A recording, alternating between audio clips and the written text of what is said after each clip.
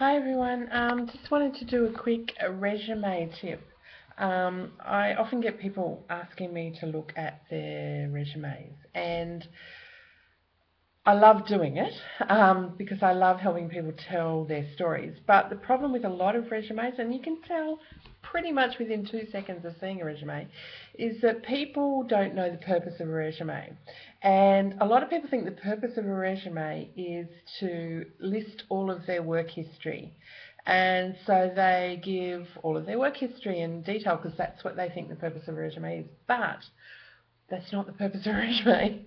The purpose of a resume is for you to get an interview, and that's it. So all your resume should do is tell enough of your story to get an interview. Not too much, not too little, just enough to get you an interview. So if you tell too much, then the interviewer doesn't have any questions, doesn't have any curiosity, doesn't want to really interview you. If you tell too little, then they think you're not qualified for the job, and they don't want to interview you. So it's a bit of a balancing act to tell enough of your story to get an interview. Now, it's illegal to put something on your interview that you have not done. So fraud is not what we're talking about. We're talking about things that you have done and the way you present them. So, for example, if you have done a job like administration, it might involve a million different things. So it might involve ordering stationery, or it might involve updating a database. Now, they're completely different things, and an employer wants to know what skills you have. So if you update the database, what did you do? Did you have authority to delete records? Did you just change records? Did you insert records? What software did you use to do it? What type of database was it? Did you have to know medical terminology in the database? Did you have to know real estate terminology? Was it marketing? Did you have to make calls from the database? Did you have to take calls from the database to update the database? So all of those things are different skills that the employer might be looking for. If you just say admin, the employer doesn't know anything about what your skills are, and therefore whether you're suited for the job, therefore whether they should invite you for an interview. So it's really important that you know the purpose of a resume is to tell your story enough to get an interview. And you want to take out anything from your resume that doesn't help that, and you want to add in and really highlight the things that do help that. So for example, make your phone number and your email address really prominent. Put a title of what you do. Like, don't just say your name like Shaz Jones. Say Shaz Jones, Administrative Assistant, if that's the kind of job that you're going for, so that they see you as, oh, this is the sort of person we're looking for. We advertise for an administrative assistant, and look, Shaz Jones is an administrative assistant.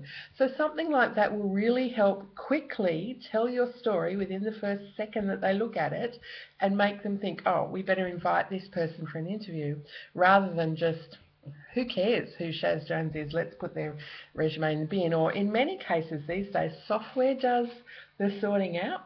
And so if you're not mentioning all of the key words that were in that interview on your resume, if you're not telling the story of your job history to line it up with what they're looking for, then the software will just delete you and before a person has even seen you. So make sure that you tell the story enough that you get invited for an interview, because that's all a resume should do. Now, one of the things that you have to do to get invited for an interview is to stand out, because employers are getting hundreds, if not thousands, of applications for the one job. So how do you stand out?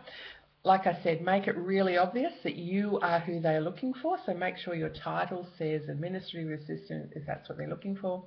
Put a little bit of colour in. Don't go colour crazy and don't go special effects crazy, but just enough for you to stand out. So if everyone else is in black and white and their resume looks like it came from a time when typewriters and dinosaurs roamed the earth, show them that you're actually aware that people view stuff online these days and that they can see in colour, that they're not all monochrome. So stand out a little bit. Don't stand out in the format of your resume.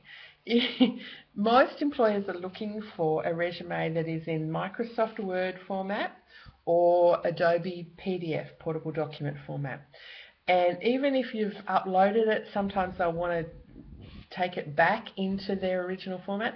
So don't do your resume in software packages like Publisher or PowerPoint, or things that make it look nice but are completely alien so that they can't even open it when it gets to the other end.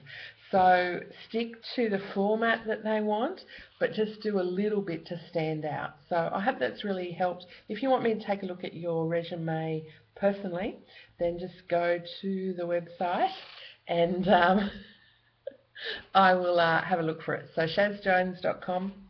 And get in touch with me there. I've got all my Twitter, my Instagram, my Blab, my Periscope, my Facebook, my email, everything's there. So get in touch and hopefully we can help you get your next career position. See ya!